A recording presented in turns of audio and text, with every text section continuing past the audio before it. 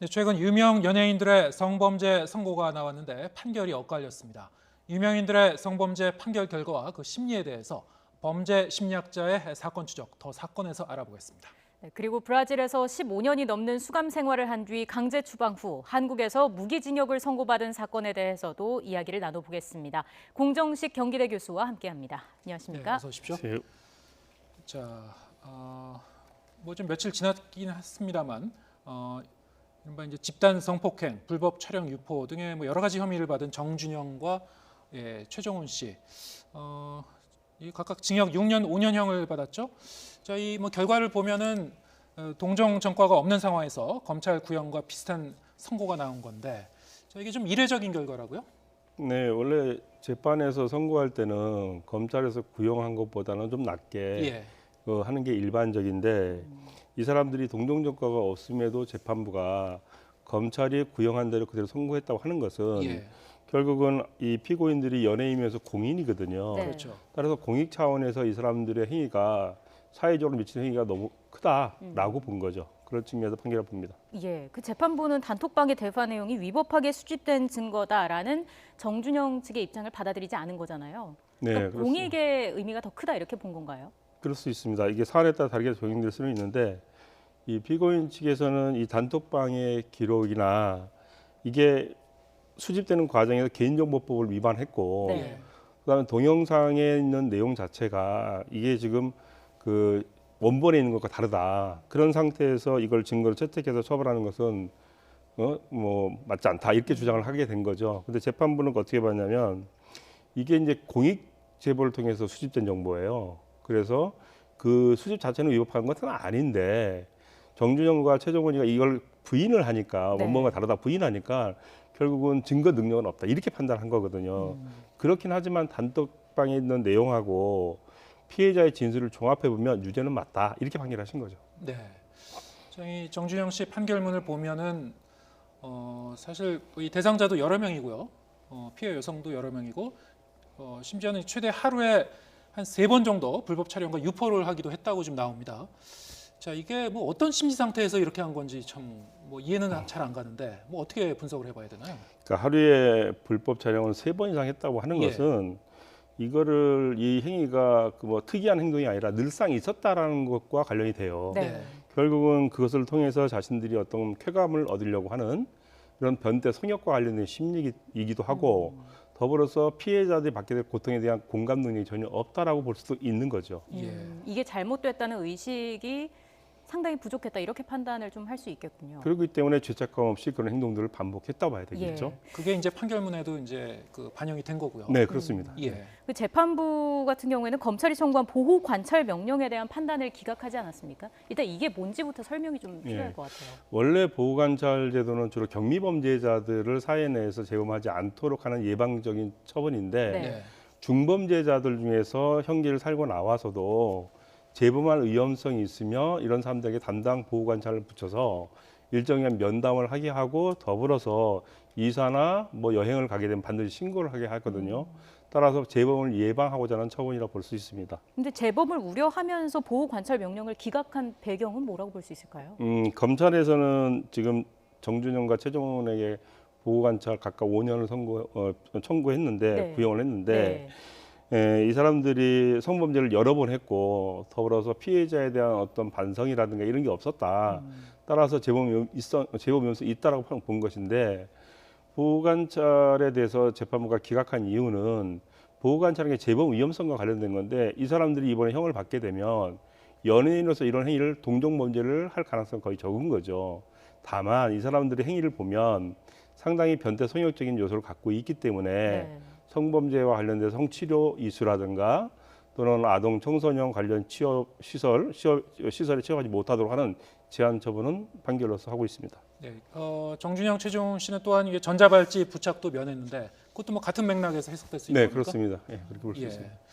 자, 이 두 사람이 1심 판결에 이제 불복했어요. 그래서 이제 항소하겠다고 그랬는데 검찰도 뭐 여기 형량에 만족하지 않았어요. 그래서 역시 항소하고. 자, 2심 판결이 이제 진행이 될 텐데, 자, 어떻게 좀 전망하십니까? 뭐 지금 결과가 좀 달라질 수도 있나요? 뭐 대부분 뭐 피고인이나 검찰이 항소를 했다는 것은 예. 피고인 입장에서는 형량을 줄이겠다는 데 목적을 두고 있고 실제로도 항소를 하면 형량이 줄어들긴 해요. 네. 그러긴 한데 만약에 항소심에서 검찰이 이 두 사람에게 더 불리한 증거들을 많이 제시하게 되면 오히려 형량이 올라갈 수도 있어요. 그렇기 때문에 단지 뭐 항소를 했다고 해서 형량이 더 낮아진다라고 확신할 수는 없습니다. 예. 네. 지금 그리고 또 다른 연예인에 대한 선고도 내려졌는데 성폭행 혐의를 받은 강지환은 집행유예를 선고받았습니다. 다르게 좀 선고가 내려지는 이유가 있을까요? 이 사람들이 이제 성범죄에서 공범들이긴 한데 이 사람들이 범행 당시의 역할이 무엇인가의 부분이 중요하고요. 네. 또 재판 과정에 여러 가지 변수들이 작용하게 되는데 강 씨의 경우에는 재판을 받을 때 피해자에 대한 참여를 좀 진정성 있게 보였다라고 보여지고 그다음에 피해자들과 합의하려고 굉장히 노력을 했고 네. 실제로 피해자들이 처벌 불원서를 재판소에 제출을 했어요. 그렇기 때문에 이 부분이 반영이 돼서 집행유예 선고가 된 겁니다. 네. 자, 뭐 이제 그 재판 결과는 저렇게 나왔지만 사실 이제 그 국민의 이제 법 감정상 보면은 정서상 보면은 좀 이해하기 어렵다 이렇게 생각하시는 분들도 있을 수는 있을 것 같아요. 이게 엇갈린 부분에 대해서. 그리고 사실 이제 우리나라 이제 성범죄 처벌이 이제 솜방망이라 뭐 이런 뭐 지적도 사실 많이 있어 왔고 뭐 전반적으로 보면 어떻게 보십니까?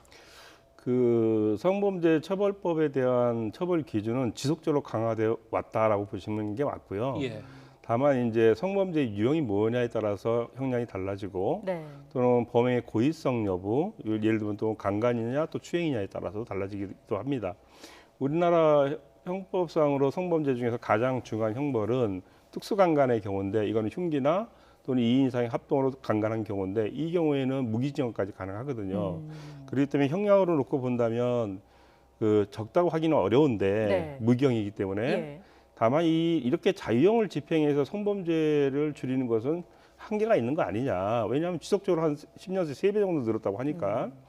그래서 해외처럼 뭔가 성범죄자들에 대해서도 무기형뿐만 아니라 사형까지 도입을 해야 된다라는 주장도 있고 그다음에 신체에 직접적인 고통을 가하는 방법, 네. 망신을 주는 방법, 뭐 이런 것들이 그 시행되고 있는데 실제로 뭐 중국 같은 경우는 아동 성폭력, 성범죄 같은 경우는 사형을 하고 있고 또는 예멘이나 이런 데는 마찬가지로 공개 처형을 하고 있고 예. 이란도 마찬가지로 공개 교수형을 하고 있거든요. 그런 것도 있고 또 미국 같은 경우에는 성범죄자의 집 앞에다가 팻말을 붙여요. 여기 성범죄자 사는 집이다라고 붙이고 차량에도 스티커를 붙여요. 네. 성범죄자가 사는 차량이다. 이렇게 해서 주변 사람들이 성범죄를 당하지 않도록 이렇게 알려주기도 하는데 그런 측면을 놓고 본다면 좀 비인권적인 측면을 갖고 있긴 하지만 이런 제도들이 해외에서 하는 이런 방법들이 좀 효과적이라고 그래요. 그래서 사실은 조금 우리도 지금 성범죄가 만약에 줄어들지 않는다면 이런 제도라도 도입해야 되는 거 아닌가라는 의문이 들기도 합니다. 예. 네. 알겠습니다.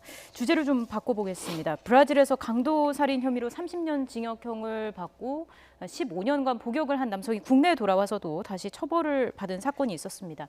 사건 일지를 간략하게 좀 설명을 해주시죠. 그러니까 이 사건은 2명의 범인이 이 원단 유통업을 하는 중에 자금이 딸리고 하다 보니까 환전업을 하는 피해 여성에게 환전할 게 있으니까 돈을 가지고 와라 이렇게 네. 유인을 한 다음에 돈을 뺏고 살해한 사건입니다. 이 사건이 발각된 후에 한 명은 현 씨라는 분은 바로 체포가 돼서 재판을 받고 징역 30년형을 선고받았는데 네. 그리고 나서 15년 9개월을 살다가 가석방이 됐어요. 네. 그다음에 강제 추방이 됐고요. 또 한 명 최 씨라는 사람은 파라과이로 도주를 해서 18년 동안 숨어 지내다가 형사사법 공조를 통해서 우리나라에 들어오게 된 거예요. 체포돼서. 네. 그래서 이 최 씨는 처벌을 못 받았기 때문에 국내에서 재판이 다시 이루어지게 된 거죠. 예.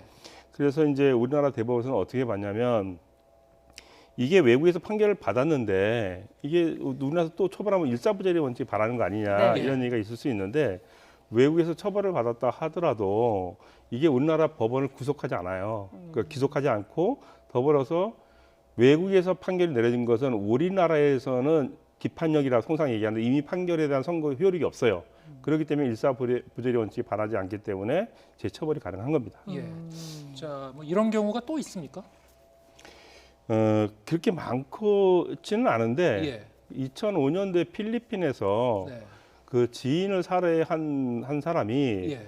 거기서 5년 정도 구금되어 있다가 결국 무죄 선고가 나왔는데 이 사람이 우리나라에 송환돼서 다시 재판을 받아서 심멸받은 사례들도 있습니다. 네. 이 남성이 2심에서는 무기징역을 선고받았다고요. 이렇게 2심에서 중형이 선고되는 게 좀 이례적인 일인가요? 네, 상당히 이례적이라 볼 수 있는데 문제는 이 두 사람이 한 행위는 현 씨가 그 30년형을 받았지만 사실은 최 씨가 도망갔기 때문에 이 사람이 다 떠밀었거든요. 네. 그런데 우리 형법상으로는 이 사람들의 행위는 무기징역형이거든요, 사실은. 그렇기 때문에 1심 재판에서 이 사람들에게 15년형을 선고한 것은 현 씨가 보역한 사실에만 초점을 두어서 그 형량을 15년으로 한 것이기 때문에 잘못 법 해석을 한 거죠. 네. 거기에 대해서 2심이 법을 새롭게 정확하게 다시 잡아서 네. 이 사람들의 원래 적정한 형은 무기징역형이니까 거기에 맞게 집행을 해도 다만 현 씨는 15년 9개월을 산입하겠다 이런 얘기입니다. 네. 예. 뭐 죄를 저질렀으면은 그것이 외국이건 뭐 한국으로 돌아오건 뭐 설 자리는 없는 거군요. 예. 네. 알겠습니다. 자, 오늘 이제 경기대 교수 공정식 교수와 함께 알아봤습니다. 예, 고맙습니다. 고맙습니다.